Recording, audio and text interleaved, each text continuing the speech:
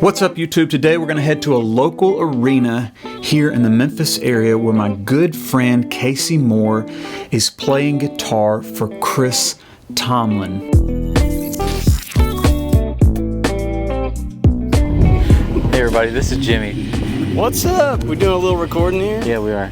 He's a guitar tech on the road. He's the best. He can play guitar better than anybody in the room. Casey is an amazing musician, plays for the artist Kari Jobe. Cody Carnes is a member of the band Leeland. He grew up here in the Memphis area playing with me. Had a great time. He's actually the person who encouraged me to start this YouTube channel that you're watching right now.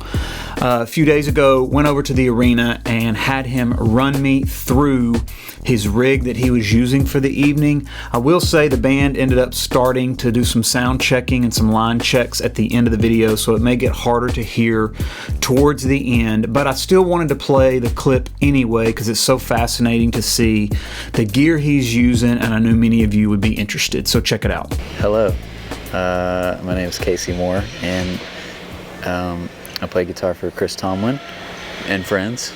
There's some friends up there. Timmy Jones, Matt Gilder on keys, Matt Melton on bass, Chris Tomlin on lead vocals. Here is my new board that I just built a few months ago. I had always built my own pedal boards. Like, I just go to Home Depot and find the material and build them, and that's what I've always done until I saw a buddy with this Vertex board.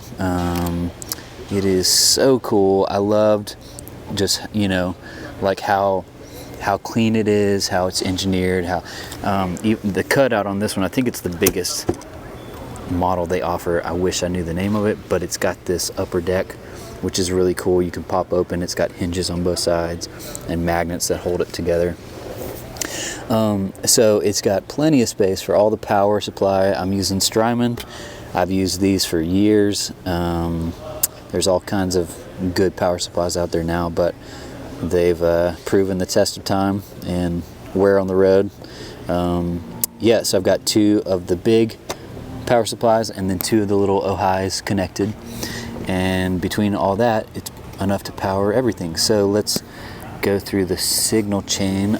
So we've got a little junction box here, in, guitar in, and two outs. We're going stereo. We're using some backline AC30s today, but it goes to the little whitey tidy from JHS first, and then I believe we're hitting the color box, and then after that going to the mastermind that controls everything. Now, this is an amazing MIDI controller that can do so much more than what I'm using it for, but how I like to use it is just the loops, just on and off. That just makes life easier instead of having to find pedals. So I've got everything right here, starting with overdrive, and how I have this configured, just because limited on buttons, is all the overdrives together except for I say all together, these two together. They're kind of more transparent, nice, clean overdrives in one. Are these? This is the Morning Glory from JHS, and this is the Carbon from Brown Amplification. So good. Both of these are just like my favorite light overdrive pedals. And then in two, we've got the Bonsai from JHS and the Kilt from JHS. And then I've got these red remotes. One is for the Morning Glory for another stage of gain, and then the other is another stage of gain for the Kilt that takes me into Fuzz World. And then boost, I've got this JHS, I think it's called a Prestige. Yep.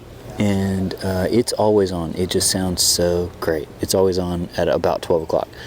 And then choruses, we start in 4, and that goes to the JHS Emperor, out of that into the Juliana, into the M1, into the Chroma Console, and that does it. I could spend many hours talking about each one of these mod pedals. They're all incredible. Maybe I'll make another video later, or maybe Mark can. But so after mods, then delays, going into the El Cap. It's just been my favorite tape delay for forever. I can never get rid of it. I've got it set to multi and B, I believe. No, fixed and B, which is basically like you tap it out and it turns into dotted eighth, just with an eighth, tap. So that into the DL4 Mark II. I had the big boy DL4 for a long time, and this came out about the same time as I was starting this new build, and it was perfect because, as you know, the old one is so big and really heavy, and this fits in this space perfectly. And it's got all the legacy effects in it, but then it's got a whole new set of really awesome sounds, really, really good. Some of my faves are like Cosmos, Elephant Man, that's like an old Memory Man kind of thing. There's some really cool effects in it. And of course there's a Pog. Sorry, forgot to mention that. The Pog is in the same loop. So sorry, we just started sound check, drummer's going. But the last is Verbs, and we got an RV5 and a recase. It's got a favorite switch on it from Tone Ranger. Going into the rooms, going into the microcosm.